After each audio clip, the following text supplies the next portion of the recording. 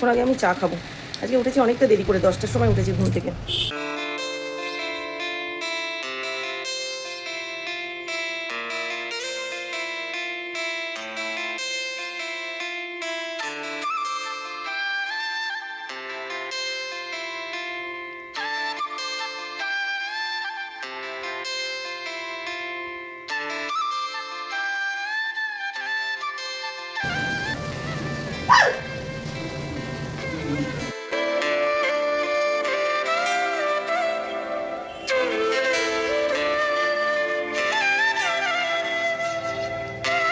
তো একটা ভিডিও বানানো কিন্তু চারটিখানি কথা না, সারাদিনের পরিশ্রম লাগে এর জন্য।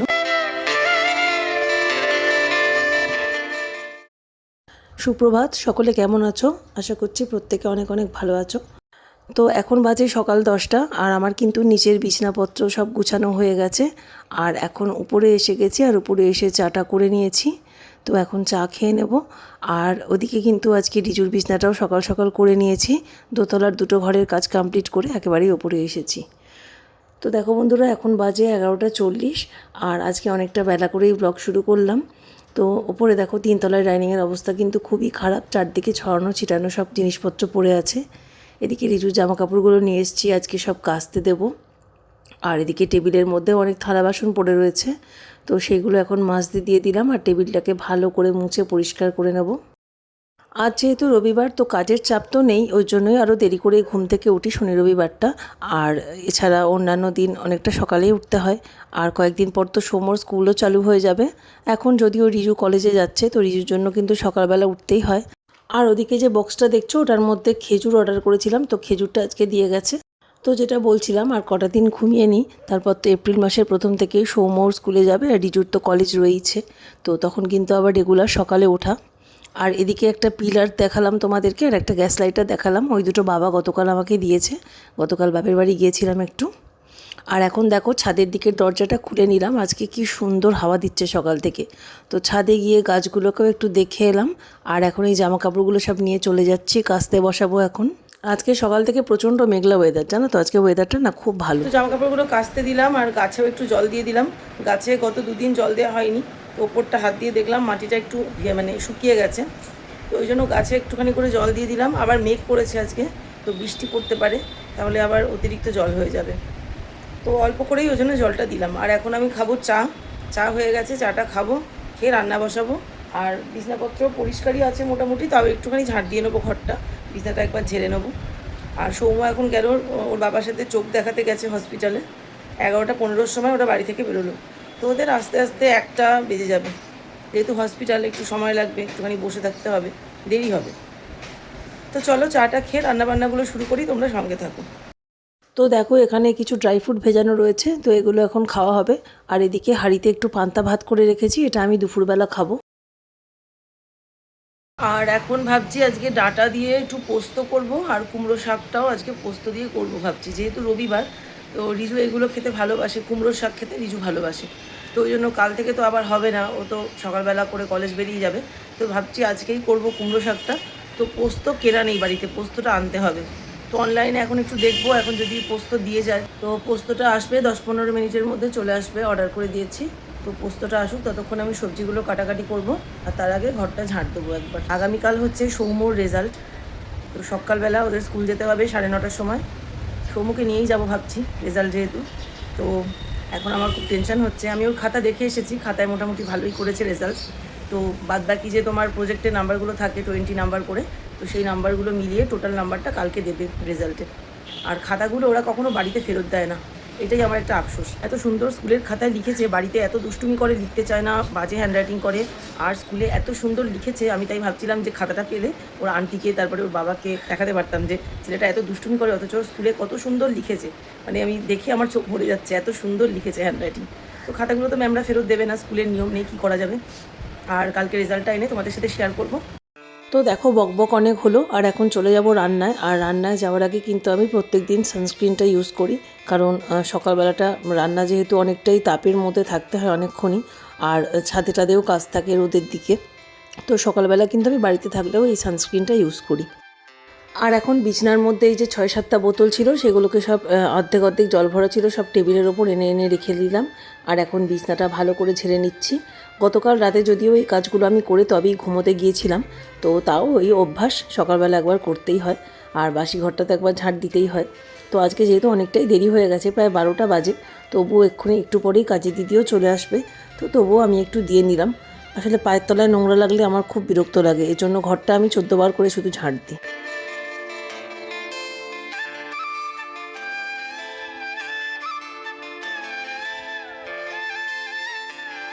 আর এখন ঘর ঝাড় দেওয়ার ভিডিওটা শ্যুট করতে করতেই এই যে পোস্তটা অর্ডার দিয়েছিলাম, ওই ছেলেটা ফোন করেছিল, ডেলিভারি বয়, তো ওই জন্য আমার ভিডিওটা কেটে গেছে, দেখো অর্ধেকটাই দেখাতে পারলাম ঘর ঝাড় দেওয়া। আর এখন এই যে লোকটা ফোন করেছিল, তো আমি ব্যাগের মধ্যে টাকা দিয়ে দিলাম, আর উনি আমাকে পোস্তটা এর মধ্যেই দিয়ে দেবে, ব্যাগের মধ্যেই। তো আমি কিন্তু আমার কোনো অর্ডার এলে আমি কিন্তু এভাবেই ব্যাগের মধ্যে টাকা দিই, আর জিনিসপত্র কিন্তু এভাবেই তুলে নিই, তো বারবার না হলে নিচে নামতে হয়। যেহেতু আমার পায়ে একটু ব্যথা, তো ওই জন্য আমি 3তলা 1তলা করতে পারি না। তো আমার মতো তোমরা কারা কারা এভাবে মালপত্র নাও সেটা অবশ্যই আমাকে জানাবে।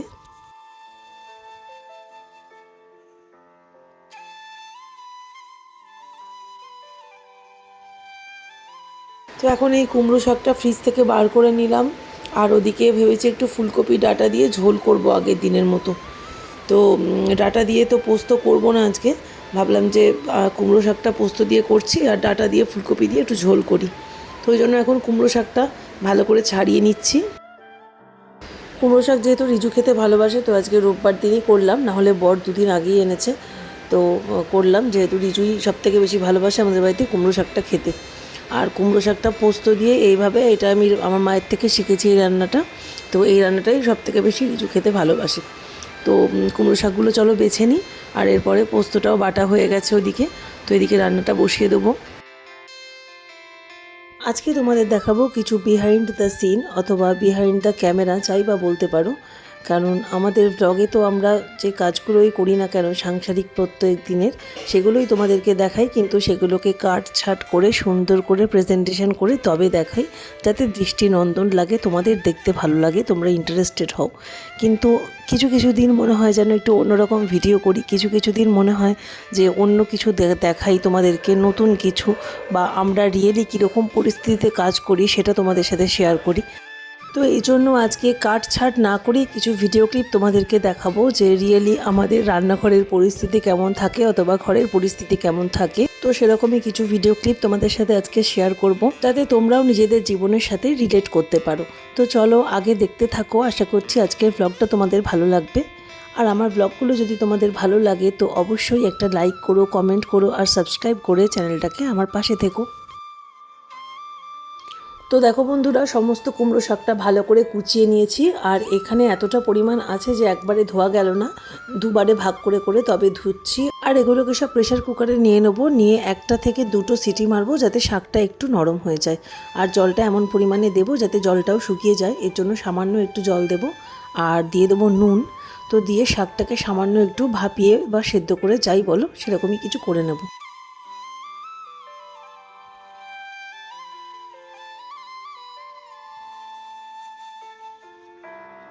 আর আগের দিন দেখলে কুমড়ো ফুলও আনা হয়েছিল, তো রিজু এটাও খেতে ভালোবাসে, তো রিজুর জন্য 4টে রেখে দিয়েছিলাম। তো আজকে ছাড়া তো খাওয়ার সময় পাবে না, রবিবার ছাড়া, তো ওই জন্য রিজুর মতনই কয়েকটা রেখে দিয়েছিলাম। তো রিজুকে আজকে ভেজে দিচ্ছি এটা।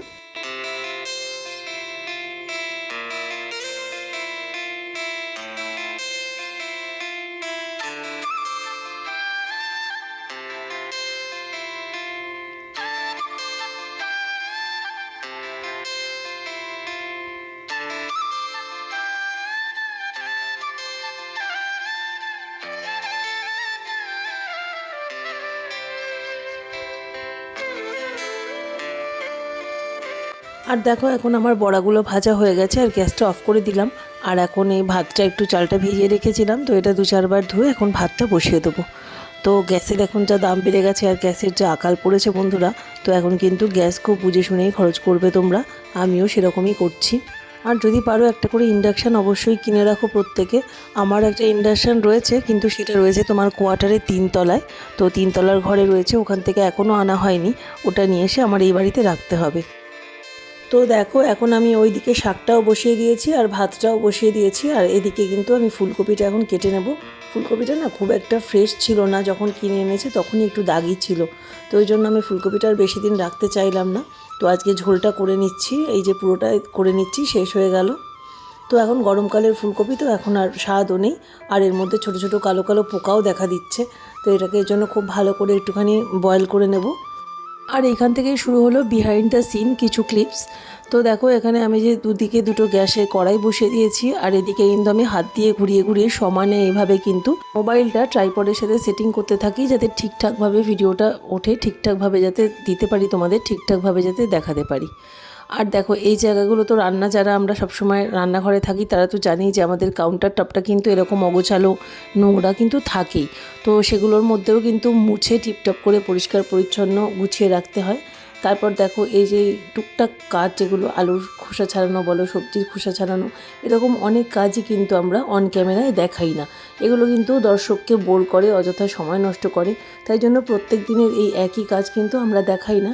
তো এইগুলোকে কেটে ছেটে ছোট করে তবে তোমাদেরকে সুন্দর করে প্রেজেন্টেশন করে ভিডিওটা দিই। কিন্তু যতই কাটছাট করি আর যাই করি, দেখো রোজের ধরাবাঁধা এক গতের জীবনে তো আমাদের কাজ একরকমই থাকে, তাই না? সকাল থেকে রাত একই রুটিনে মোটামুটি আমরা চলি। তো তার মধ্যেও কিছু নতুনত্ব দেখানোর চেষ্টা করি, যাতে তোমরা বোর না ফিল করো, যাতে তোমরা পছন্দ করো, তোমাদের যাতে এন্টারটেনমেন্ট হয় সেরকম কিছু। তো আজকে আমি অফ ক্যামেরায় ইচ্ছা করেই দেখাচ্ছি, কারণ তোমাদের সাথে শেয়ার করতে চাই যে আমরা রিয়েলি আমাদের লাইফটা আমি তোমাদের সাথে শেয়ার করতে চাই। তো কতটা তুলে ধরতে পারছি জানি না, হয়তো অনেক কিছুই কিন্তু অধরা থেকে গেল, কিন্তু তাও আমি চেষ্টা করছি যে ছোট ছোট কিছু ক্লিপস তোমাদের সাথে শেয়ার করা। আসলে এটাই আমার প্রথম হচ্ছে বিহাইন্ড দ্য সিন এরকম ক্লিপস নেওয়া বা ভিডিও পোস্ট করা, এরকমই প্রথম, এটা আমি প্রথমবার করছি, আগে কখনো করিনি। তো এর জন্য কোনো কিছু ভুল থাকতেই পারে প্রথমবার কিছু করাতে। তো দেখো এখানে আমি কিন্তু এই আলুগুলো এভাবে কেটে রাখলাম, এটা আলু ভাজা হবে। আর এদিকে মনে হলো আরও একটা আলু লাগবে, তো আরও একটা আলু নিয়ে এলাম ওই যে ডাটা আলুর ঝোল করবার জন্য। আর এদিকে দেখো ক্যামেরাটা নড়ে গেল। তো দেখো ওদিকে কাজ মিটে যাওয়ার পর আবার এইদিকে আমাকে ট্রাইপডটা সেট করতে হবে, যাতে তোমাদের রান্নাটা দেখাতে পারি। তো এই ট্রাইপড সেট করতে গিয়ে কতটা ঝক্কি ঝামেলা পোহাতে হয় দেখো, একবার এদিকে ঘোরাচ্ছি একবার ওদিকে ঘোরাচ্ছি, ঠিক মতন সেটিং না হলে, ঠিক মতন মনের মতন না হলে, যদি ঠিক মতন দেখাতেই না পারি তোমাদের, তাহলে এত কষ্ট করে আমাদের ভিডিও বানিয়ে লাভ কি, তাই না? তো ওই জন্য চেষ্টা করি সর্বোচ্চটা তোমাদের দেখানোর, বা সব থেকে ভালোটা তোমাদের দেখানোর সর্বোচ্চটা দেওয়ার চেষ্টা করি। তো এরকম অফ ক্যামেরায় কিন্তু আমরা অনেক কাজই করি। এই যেমন ফুলকপিটা ভাপিয়ে নিচ্ছি, বললাম যে তোমাদের ভাপাবো, সেটা কিন্তু আমরা দেখাই না, তারপরে আবার যখন রান্না করি সেরকম দেখাই। তো এখন কি করছি পুরোটাই তোমাদের দেখাচ্ছি। এই যে ফুলকপিটা ভাপাচ্ছি, তারপরে এটার জলটা ফেলবো, তারপরে এই টুকটাক ছোটোখাটো কাজগুলো, এই যে আলু ভাজাটা বসাচ্ছি, দেখো এগুলো আমি কিন্তু ফাস্ট ফরওয়ার্ড করে দিয়েছি, নাহলে কিন্তু তোমরা বোর হবে, কারণ এক একটা ভিডিও কিন্তু অনেকক্ষণ, অনেক মিনিট, অনেক ঘন্টার ভিডিও। তো এই জন্য এটাকে কেটে সেটে তো আমাকে 15-20 মিনিটের মধ্যে আনতেই হতো। তো এরকমই কিন্তু এক একটা ক্লিপস নেওয়ার পেছনেই কিন্তু প্রচুর পরিশ্রম থাকে। তো সেগুলো তোমরা যারা দেখো ভ্লগে 5-10 মিনিট বা 10-15 মিনিটের ভিডিও, তোমরা কিন্তু বুঝতে কতটা পারো আমরা জানি না, কিন্তু এক একটা ক্লিপস নেওয়ার পেছনে আর পুরো ভিডিওটা বানানোর পেছনে কিন্তু একটা গোটা দিনের পরিশ্রম থাকে, তাই না বলো? তোমরা যারা ভিডিও ক্রিয়েট করো, যারা কন্টেন্ট ক্রিয়েটার, তারা অবশ্যই এই ব্যাপারগুলো বুঝবে। এর সাথে কি চাই বলো তো, প্রচণ্ড পরিমাণ ধৈর্য না থাকলে কিন্তু ভ্লগ বানানো বা ইউটিউবে সফল হওয়া চারটিখানি কথা নয়, সম্ভবই নয়। যাই হোক, আর এদিকে দেখো ছাদে গিয়েছিলাম জামাকাপড় তুলতে, আর আমি একটা জিনিস থেকে ভয় পেয়ে গেছি। দেখো আমি ভেবেছিলাম যে আমার পায়ের কাছে আরশোলা, আর আমি আরশোলাকে প্রচণ্ড ভয় পাই, তো ওই জন্য আরশোলাটা ভেবে চিৎকার করেছিলাম। তো দেখো আবার চলে এলাম তোমার ওই বিহাইন্ড দ্য সিনে। এদিকে দেখো 14 বার শুধু আমার হাতটাই তোমরা দেখতে পাবে। এই যে এদিকটা ঘুরিয়ে ঘুরিয়ে তোমার ওই ট্রাইপডের যে প্যাচগুলো, ওগুলোকে সেট করতে হয়, তারপরে তোমাকে রান্নাটা দেখাচ্ছি। তো চলো বন্ধুরা, এর পরের ভিডিও ক্লিপটা দেখে নিই। এরপরে যে আমি এদিকে যে বললাম না যে পোস্তটা বাটবো, তো পোস্তটা এখন এই মিক্সিতে বেটে নিচ্ছি। তো রোজের এই রান্নায় মশলা ফসলা বাটা আবার কে দেখায় ভাই? তো দেখো আজ আমি তোমাদেরকে দেখাচ্ছি, এভাবে নিচু হয়ে আমি কিন্তু মশলাটা বাটি, কারণ আমার মিক্সিটা এভাবে মাটিতে নিচের দিকে রাখা থাকে। তো কোনো দিনই তোমরা সেটা দেখতে পাও না, কারণ আমি দেখাই না, এগুলোকে কেটে ছেটে ছোটো করে দিই, কারণ মানুষ অযথা বোর হয় না হলে। তো আজকে বিহাইন্ড দ্য সিন ক্লিপ নিচ্ছি বলেই তোমাদের দেখাচ্ছি। আর এই যে ফাস্ট ফরওয়ার্ড করে দিয়েছি, কারণ এক একটা ভিডিও যেহেতু আনকাট আছে, তো এই জন্য প্রচণ্ড এক একটা ভিডিও কিন্তু অনেক মিনিটের। তো অত মিনিটে দিতে গেলে তো আমার পক্ষে সম্ভবই নয়, আর সেটা হয়ও না কখনো ইউটিউবে এত বড় ভিডিও এইভাবে। আজকে এমনিতেই আমার ভিডিও কিন্তু 20 মিনিটের বেশি হয়ে গেছে, যেখানে আমি 13-14 মিনিট দিই তার থেকে কিন্তু বেশি হয়ে গেছে। তো যাই হোক, একটা দিন তোমরা ভালো করে অ্যাডজাস্ট করে দেখে নিও, আশা করছি তোমাদের ভালো লাগছে।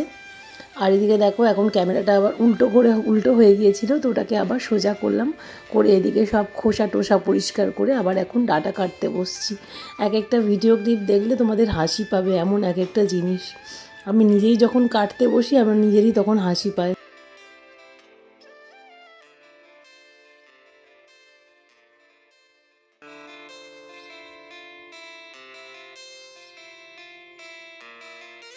তো এরকম সবজি কাটাকুটি টুকটাক কিছু ক্লিপ তোমাদের দেখিয়ে দিলাম, যেগুলো তোমাদের সাথেও ঘটে, এরকমই তোমরাও করো রান্নার সময়। কিন্তু আমাদের যেটা করতে হয়, আমাদের সব কিছু গুছিয়ে অ্যারেঞ্জ করে তবেই তোমাদের দেখাতে হয়। আর বিশ্বাস করো, এতে কিন্তু প্রায় ডবল সময় লাগে। তুমি যদি একটা রান্না করতে তোমার 15 থেকে 20 মিনিট লাগে, কিন্তু সেই রান্নাটাই তোমার যদি ভিডিও শ্যুট করে দেখাতে হয়, সেটা কিন্তু প্রায় 1 ঘন্টার কাছাকাছি হয়ে যায়, অনেকটা সময় যায় দিনের মধ্যে। তো যাই হোক, দেখো ওদিকে কিন্তু ঝোলটাও চাপিয়ে দিয়েছি, আর এদিকে কিন্তু তেল গরম করে তার মধ্যে আমি দিয়ে দিয়েছিলাম 5 ফোড়ন সম্বারা, আর 5 ফোড়ন সম্বারা দিয়ে পোস্ত বাটাটা এর মধ্যে দিয়ে দিয়েছি। আর পোস্তর মধ্যে একটা কাঁচা লঙ্কাও বেটে দিয়েছি ওদিকে ছোটো কড়াইটার মধ্যে। তো এই পোস্তটা একটুখানি ভাজা ভাজা হয়ে গেলেই তার মধ্যে আমি শাক সেদ্ধটা চাপিয়ে দেবো। ওই যে প্রেশার কুকারে করে যে শাকটা করলাম সেদ্ধ, সেটাই এর মধ্যে দিয়ে দিলাম। এবারে খুব ভালো করে মিশিয়ে নেবো শাকটা আর পোস্তটা একসাথে। আর এর মধ্যে দিয়ে দেবো পরিমাণ মতো নুন, আর সামান্য একটু হলুদ দেবো, কারণ এই শাক রান্নাটা খুব বেশি হলুদ হয় না, একটু সাদা সাদাই হবে। আর এতে কিন্তু দিয়ে দেবো বেশ অনেকটা পরিমাণ চিনি। চিনির পরিমাণটা দেখে তোমরা আটকে উঠো না, কারণ এই রান্নাটা আমরা কিন্তু এই রকমই মিষ্টি খাই, এতটাই মিষ্টি। কারণ এই রান্নাটা এরকম মিষ্টি মিষ্টি না হলে আমাদের বাড়িতে কেউ খাবে না। রিজু তো খাবেই না, আমরাও কেউ খাবো না, আমারও ভালো লাগে না, এটা একটু মিষ্টি মিষ্টিই ভালো লাগে। আর ওদিকে ঝোলের সবজিগুলো কিন্তু ভালো করে ভাজা হয়ে গেছে, আর এই আদা লঙ্কা বাটাটা এখন মিশিয়ে দিলাম, আর এর মধ্যে দিয়ে দিয়েছি কিছুটা সামান্য পরিমাণ ধনে গুঁড়ো। আর এখানে একটুখানি জল দিয়ে এবার ভালো করে 2-3 মিনিট একটুখানি রান্না করে নেবো, তারপরে পরিমাণ মতো জল দেবো। আর দেখো বন্ধুরা, এটাই ছিল আমার last behind the scene clip. তো এখানে আমি যে রান্নাটা চাপিয়ে দিলাম, এইবার কিন্তু এই রান্না দুটো হতে থাকবে, আর আমি কিন্তু তার মধ্যেই কিন্তু রান্নাঘরটা হালকা করে মুছে পরিষ্কার করে নেব। ফাস্ট ফরওয়ার্ড করে পুরোটাই দেখাতে হচ্ছে, কারণ এক একটা ভিডিও অনেকক্ষণের। আর আজকে যেহেতু দেরি হয়ে গেছে, আর আমি কিন্তু এই রান্নাগুলোর জন্য আর ওয়েট করব না, এমনি অন্যান্য দিনেও করি না, রান্না হতেই থাকে রান্নার মতো। আর আমি কিন্তু এদিকে টুকটাক যে কাজগুলো, রান্নাঘর পরিষ্কারে, তারপরে কৌটোকাটি মুছে তোলা, এই কাজগুলো কিন্তু আমি ততক্ষণে সেরে নিই। একদম শেষে কিন্তু গ্যাসটা যেহেতু মাজা যায় না রান্না না হলে, তো গ্যাসটা মাজার জন্যই শুধু ওয়েট করি, না হলে কিন্তু টাকগুলো আমি সমস্ত মেজে সব চকচকে করে পরিষ্কার করে নিই। তো চলো, এখন রান্নাগুলো মোটামুটি হয়ে এসেছে, আর এগুলোকে এখন নামিয়ে দেবো। আর ততক্ষণে কিন্তু আমি এই কৌটোগুলো ভালো করে জল ন্যাকড়া দিয়ে মুছে সব পরিষ্কার করে জায়গা মতন রেখে দিচ্ছি।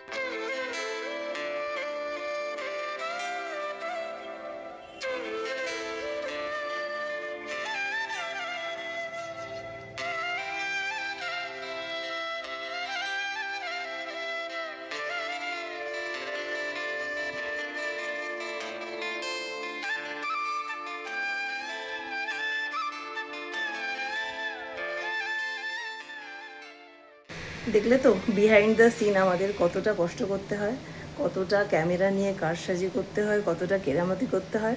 তো একটা ভিডিও বানানো কিন্তু চারটিখানি কথা না, সারাদিনের পরিশ্রম লাগে এর জন্য।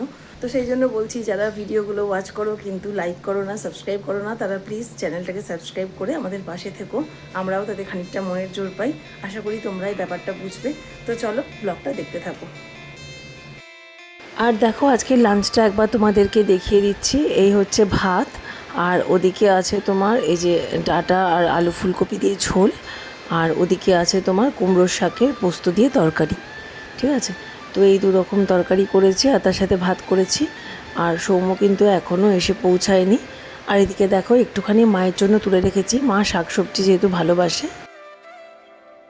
তো দেখো, এখন কিন্তু দুপুর 2টো বেজে গেছে, সৌম্যরা কিন্তু এখনও আসেনি চোখ দেখিয়ে। আর আমার রান্নাবান্না সব ঘরের কাজ হয়ে গেছে, জামা কাপড় কাচা মেলা সবই হয়ে গেছে। আর বিহাইন্ড দ্য ক্যামেরা তো তোমাদেরকে আজকে অনেক কিছু শেয়ার করলাম। তো চলো, আজকের ব্লগটা এখানেই শেষ করে দিচ্ছি, ব্লগটা বড় হয়ে যাচ্ছে। আজকের ব্লগটা এখানেই শেষ করে দিলাম, আবার ফিরবো নতুন ব্লগ নিয়ে। সকলে ভালো থেকো, আর আমার ভিডিওগুলো যদি তোমাদের ভালো লাগে তো অবশ্যই লাইক, কমেন্ট এবং সাবস্ক্রাইব করে আমার পাশে থেকো। সবাইকে টাটা।